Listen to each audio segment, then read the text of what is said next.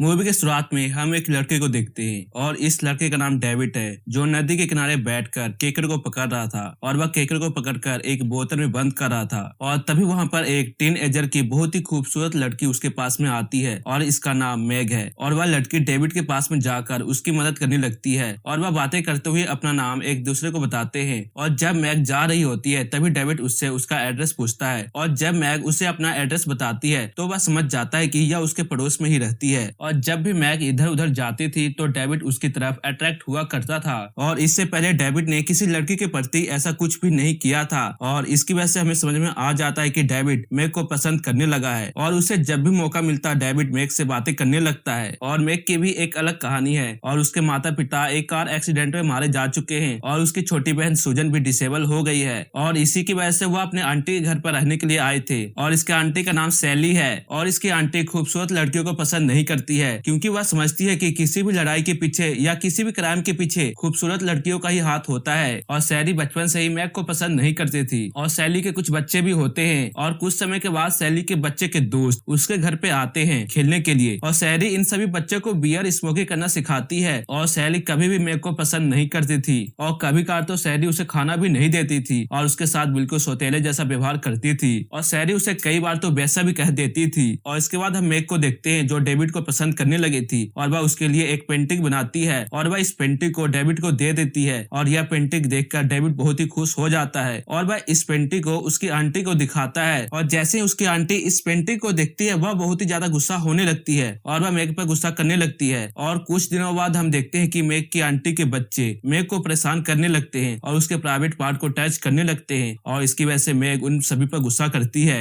और ये सारी बातें सैली को भी पता चल जाता है लेकिन सैली अपने बेटे को सजा देने के बजाय वह मैग को सजा देने की सोचती है। और इसके बाद सैली मैग को सजा देने के लिए उसकी बहन के कपड़े को उतारकर उसके पीछे डंडों से पिटाई करने लगती है और वह अपने बच्चे को बताती है कि जो भी ऐसा गुनाह करेगा उसको यही सजा मिलेगी। और इसके बाद मैग एब्यूज कंप्लेंट करने के लिए एक पुलिस ऑफिसर के पास में चली जाती है और जब उसके आंटी को पता चलता है कि मैग पुलिस कंप्लेंट करने के लिए पुलिस के पास में गई थी तो वह सोचती है कि फिर से वह मैग को सजा देगी। और इसके बाद उसकी आंटी उसे सजा देने के लिए बेसमेंट के अंदर में ले जाती है और वह मैग को रस्सियों से बांध देती है और उसकी आंटी अपने बेटे से कहती है कि तुम मैग के सभी कपड़े को फाड़ दो। और इसके बाद उसके बेटे एक चाकू से मैग के सभी कपड़े को फाड़ने लगते हैं और कुछ देर बाद मैग बिना कपड़ों की हो जाती है। और जब मैग बिना कपड़ों की होती है तभी उसकी आंटी उसके प्राइवेट पार्ट को टच करके अपने बेटे से कहती है कि वैश्या ऐसी होती है और वैश्या के इस तरह के पार्ट होते हैं। और इसके बाद मैग को पूरी रात के लिए बेसमेंट के अंदर ही बंद कर दिया जाता है बिना कपड़ों का। और इसके बाद उसकी आंटी उसे खाना देने के लिए आती है लेकिन मैग खाना नहीं खाती और उसके आस पड़ोस के जो बच्चे थे वह मैग का मजाक उड़ाते हैं और वे उससे मजा लेने के लिए उसके शरीर पर अजीबोगरीब कट्स लगाते हैं। और मैग की आंटी जानती थी कि डेविड मैग को पसंद करता है इसीलिए वह डेविड से कहती है कि अगर तुमने किसी को भी इसके बारे में बताया तो मैं इसकी जान ले लूंगी। और इसी की वजह से डेविड भी चुप हो जाता है। और इसके बाद एक पुलिस ऑफिसर उसके घर पे आता है चेक करने के लिए और वह मैग की आंटी से कहता है कि हमें यहाँ से एक कंप्लेन आया है। और इसके बाद वह पुलिस ऑफिसर उस घर की जांच करने लगता है लेकिन तभी मैग की आंटी मैग और डेविड को धमकाने लगती है कि अगर तुमने बेसमेंट से आवाज की तो मैं तुम दोनों को जान से मार दूंगी। और इसके बाद मैग की आंटी अपने बच्चों के साथ उस पुलिस ऑफिसर को ऐसा दिखाती है कि वह सभी हैप्पी फैमिली है और उसके घर पर अब्यूज जैसी चीजें नहीं होती। और इस चीज को देखकर पुलिस वाले को यकीन हो जाता है कि यह लोग सच कह रहे हैं। और इसके बाद हम डेविड को देखते हैं जो मौका पाकर मैग की रस्सियों को खोल देता है और वह उससे कहता है कि जब भी रात होगा तुम यहाँ से भाग जाना। और डेविड को पूरा यकीन था कि वह यहाँ से भाग जाएगी। और जब डेविड अगली सुबह बेसमेंट में आता है तो वह देखता है कि ये सभी लोग उसके साथ रेप कर रहे हैं और मैग की आंटी अपने बेटे को मैग के साथ रेप करने के लिए कहती है और उसका बेटा मैग को जमीन पर लेटाकर उसके साथ जबरदस्ती करने लगता है। और मैग की आंटी सभी बच्चे को लांस लगाती है कि किसका कब नंबर आएगा। और इतने में ही उसका एक और बेटा कहता है कि मैं भी इसके साथ रेप करना चाहता हूँ लेकिन वह कहती है कि तुम्हारे भाई ने तो पहले ही इसके साथ कर लिया है इसलिए तुम्हें करने की कोई जरूरत नहीं है। और वह यह भी कहती है कि वैसे ऐसी होती है और इनके साथ में ऐसा ही करना चाहिए। और वह कहती है कि यह खूबसूरत लड़कियां अपने अंगों का यूज करके लोगों को लुभाती है और उनके साथ में सेक्स करती है।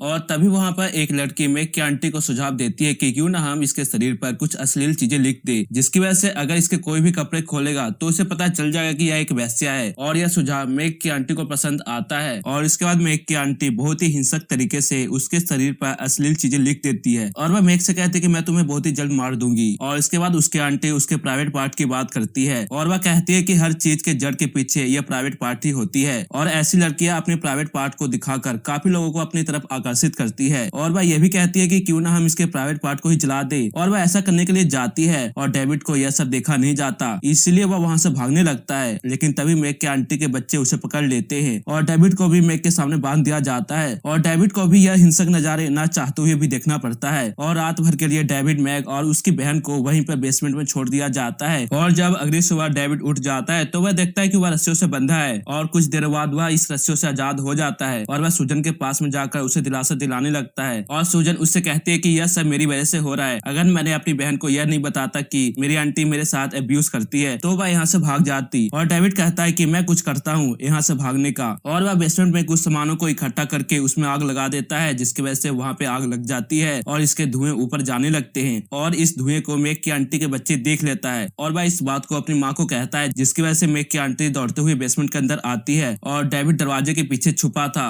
और यहाँ पे डेविड अचानक से ही उसके आंटी पे अटैक करके उसे वहीं पे जान से मार देता है और तभी उसके बेटे बेसमेंट के अंदर आ जाते हैं और वह डेविड पर चाकू से अटैक कर देते हैं और उनमें से एक बेटा अपनी माँ की मौत पर आंसू बहा रहा था और इतने में ही वहाँ पर पुलिस ऑफिसर आ जाता है और वह यह सब देखकर सबको समझ जाता है कि यहाँ पे क्या हुआ था और वह मैक की आंटी के सभी बच्चों को अरेस्ट कर लेता है और साथ ही वह सूजन को भी ले जाता है क्योंकि उसे कोर्ट में गवाही देनी थी और अब डेविड जान चुका था कि अब मैक नहीं बचेगी, इसलिए वह उसके पास में चला जाता है और मैक जो मरने वाली थी वह मरते मरते डेविड से थैंक यू कहती है और साथ ही वह यह भी कहती है उसे वह रिंग चाहिए जो उसकी आंटी ने उसे छीन लिया था। और इसके बाद डेविड मैक की आंटी के पास में जाकर उसके गले से उस रिंग को निकालकर वह मैक के पास में आ जाता है और उसे वह रिंग दे देता है और इसके बाद मैक उससे कहती है कि तुम बहुत ही अच्छे लड़के हो, मैं तुम्हें बहुत ही पसंद करती हूँ, और वह अपने प्यार का इजहार करते हुए वहीं पे अपना दम तोड़ देती है। और इसके बाद डेविड उसकी मौत पर रोने लगता है और यह बात तब की थी जब डेविड छोटा था। और इसके बाद हम 2007 का सीन देखते हैं और अब डेविड बड़ा हो चुका था और वह मैक की बनाई हुई पेंटिंग को देखता है और वह इस पेंटिंग को देखकर काफी ज्यादा इमोशनल हो जाता है और वह कहता है कि जब भी वह इस पेंटिंग को देखता है तो उसे पास्ट की बात याद आने लगती है और उसे ऐसा लगता है कि वह मैक की जान बचा सकता था